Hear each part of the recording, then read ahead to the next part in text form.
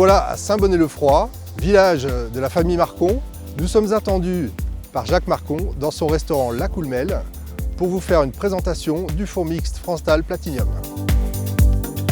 Dans la cuisine de Jacques Marcon, nous sommes ici au cœur de tout ce qui se passe au niveau gustatif dans l'établissement. Et donc merci Jacques de nous recevoir pour cette présentation du four mixte France-Stahl Platinium. On est ravis de te recevoir à Saint-Bonnet ici au sein de la maison familiale où tout a commencé en 1947 déjà, donc ça fait quelques temps, avec ma grand-mère, mes parents qui ont repris derrière et moi maintenant.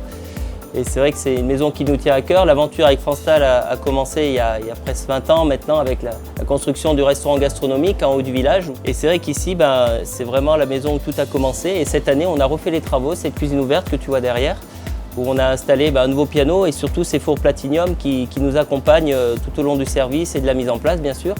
Où on gagne vraiment en efficacité parce qu'on a besoin vraiment d'avoir des fours précis, d'avoir des cuissons longue durée, des cuissons la nuit. C'est vrai que ça sera intéressant aujourd'hui de partager ce moment-là avec toi pour que tu m'expliques aussi un peu mieux les fonctionnalités parce que je pense qu'on a besoin d'en savoir plus dans nos métiers. Puis je te montrerai moi comment je travaille avec ces fours et on fera un petit échange, je pense qu'il va être sympathique.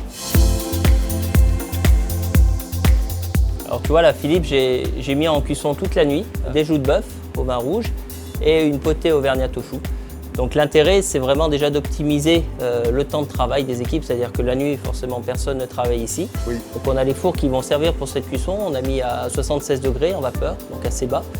Là, mes cuisiniers arrivent, il est 8 h, hop, on sort la potée, on garde en température ambiante. On n'aura plus qu'à remettre au four éventuellement pour remonter la température. On est en liaison chaude et on gagne en jutosité parce que la viande cuit très doucement. On perd moins de poids aussi.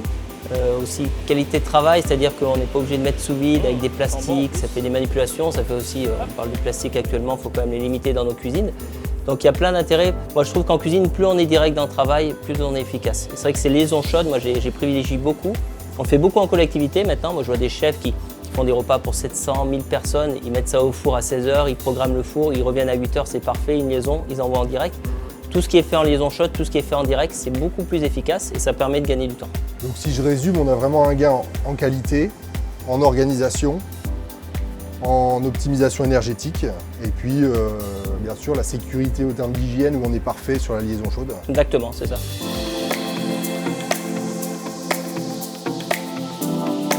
Tu vois Philippe, là c'est sympa, on a fait la potée pour la cantine de l'école de Saint-Bonnet. C'est qu'on fait à manger maintenant pour les enfants de Saint-Bonnet et c'est vrai qu'on l'a mis à cuire toute la nuit. L'idée c'est d'avoir quelque chose de bien gourmand, de bien moelleux. Et puis pendant ce temps, vu que les fours ont été libérés, on va cuire les garnitures. Je vais rajouter un peu de carottes sur la potée. Et puis on a aussi le bistrot à côté où on fait un petit plat du jour et j'avais envie de faire une garniture de chou-fleur. Donc je me dis le four est libre, on va le mettre en vapeur à 100 degrés je pense. Et on va mettre nos garnitures avec les différents niveaux en fonction aussi du type de cuisson. Là on va avoir une cuisson un peu plus courte, là les choux-fleurs un peu plus longs. Et puis j'avais aussi envie de me faire plaisir pour l'équipe. On a les masseuses du spa aussi à qui on fait manger parce qu'il y a plusieurs groupes dans notre maison. Et on voulait leur faire des petites ravioles comme ça à la crème. Alors c'est vrai que faire des ravioles, tu sais, ça nécessite d'avoir une casserole d'eau, cuire la sauce à part. Et là c'est vrai que j'avais fait des petits tests et on met simplement au four, sans filmer, juste comme ça, au four vapeur, juste chauffé. À 11 h 30, ils viennent chercher leur plat, ils auront quelque chose de chaud, de bien gourmand. On va pouvoir faire ces cuissons avec des différents temps de cuisson, mais on pourra les faire en même temps. Exactement. Et le four va donc nous appeler au fur et à mesure que les cuissons sont terminées et ça va nous faire un gain de temps sur la mise en place puisqu'on sait que le moment de la mise en place il est crucial. C'est ça qui conditionne la qualité du service ensuite. Parfait. On retrouve bien les 6 niveaux du four ici, 1, 2, 3, 4, 5, 6, les 6 niveaux que j'ai dans mon four avec les différentes recettes que je suis en train de faire. Bon, effectivement, là je retrouve la durée pour chaque recette. Si je dis mes carottes, on les a coupées un petit peu plus épaisses, je peux augmenter ou diminuer le temps pour chaque niveau. On pourrait effectivement le faire aussi à la sonde. On peut déplacer la recette si on s'est trompé quand on a enfourné. Et on peut également demander au four qu'est-ce qui serait compatible avec ces cuissons que je suis en train de faire. En allant ici sur le plus, il va nous proposer que ce soit des recettes qu'on a créées nous-mêmes ou que ce soit des recettes d'usine. On va pouvoir ajouter par exemple les épinards et je vais retrouver mes épinards ici prêts à être enfournés.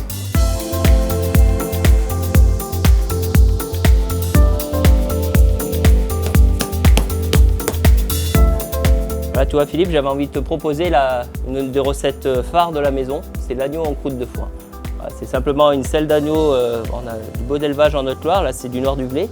Donc une selle d'agneau noir du Velay qu'on va cuire dans une pâte à pain avec du foin, donc c'est le foin du plateau de Saint-Bonnet, c'est les prairies naturelles, donc il y a beaucoup de graminées, beaucoup de fleurs, donc en fait, c'est une cuisson colorée un peu au début et après on va mettre à l'étouffer avec le foin.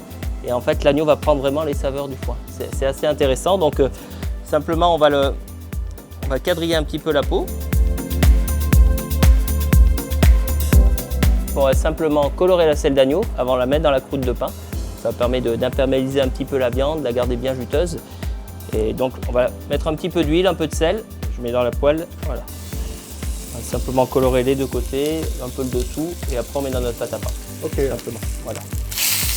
Allez, on va faire la pâte à pain maintenant. C'est une recette qu'on fait depuis peut-être plus de 30 ans dans la maison. Oui. Moi, je pense que quand je partirai à la retraite, elle y sera encore. Tu vois, mais je trouve ça intéressant, c'est que nous, le mode de cuisson, on cuit tout en sec, c'est-à-dire qu'on est à 220, au début très chaud, après on baisse à 180.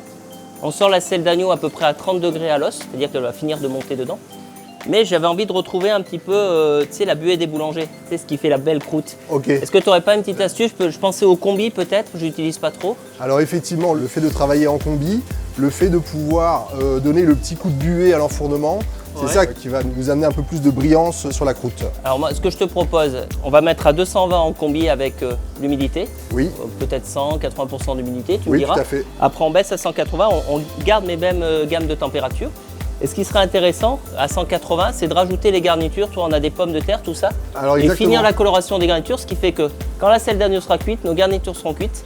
Et là, on va se régaler. Avec le pain, tu verras en plus, on va ajouter comme ça. Là.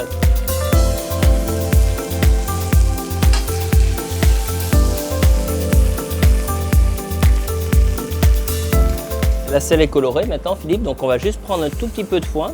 Donc, toi, c'est un foin, il y a plein de graminées. Il y a plus de 250 plantes et fleurs médicinales dans ce foin. C'est un des foins les plus riches d'Europe. Tu as vraiment un super parfum dedans, tu vois. Tu vois toutes ces graminées. Donc c'est ça qui va faire la force de la recette. Je mets le foin simplement à plat. Je prends ma selle d'agneau. Alors très important, je mets côté filet mignon dessus, tout simplement, pour la cuisson. Et je referme. Faire attention que le foin ne traverse pas le pain. Voilà. Je referme. Enlever un petit peu de pain si on a un petit peu trop. Voilà. Voilà. Et voilà. Et je mets ça simplement. Je peux me passer la petite plaque. Un petit peu de farine. Voilà. Et voilà. Et on le met au four à 220 avec la version combi. La selle d'agneau au four.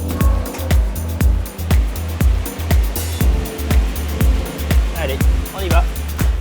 Donc on va retrouver ici en rouge notre courbe de température d'enceinte, courbe de température de la chambre, et en bleu la courbe de la température à cœur, donc la sonde. Ces données HACCP sont emmagasinées, gardées en mémoire par le four pendant 1 an. On va pouvoir les retrouver par le biais de la prise USB ou par le biais d'une connexion Internet. On a donc ensuite ici les deux phases, et la première phase à 220 degrés en combi et la deuxième phase à 180 degrés en combi également, mais avec moins d'humidité. Et puis on a, comme on avait dit aussi, le petit coup de buée qu'on peut rajouter encore en plus. Ici, tant que je reste appuyé, il va rajouter encore de l'humidité dans le four. Et dès que je lâche, il arrête. Tu m'avais parlé de cette cuisson en combi à 180 pour les garnitures. Alors, j'aimerais qu'on fasse cette garniture ensemble de pommes de terre, justement. On a assaisonné, on a légèrement graissé. Un petit peu de graisse, on va bien enrober. Voilà, un petit peu comme ça, merci. Allez, c'est parti. Sur la plaque, tranquillement. On peut mettre quelques légumes également, ça marche. On va mettre également les légumes. Ouais, pas mal là. Hop.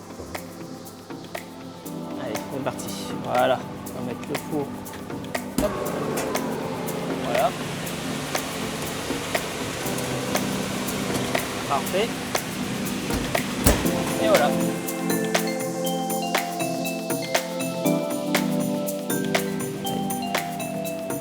Parfait. Comment ils sont tes légumes? Ça va?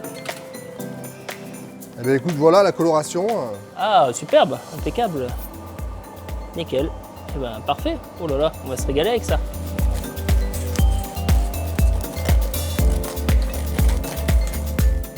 regarde ça, cette odeur là.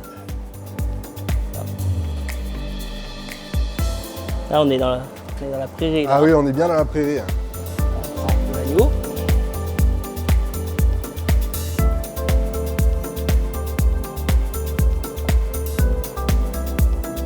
Voilà.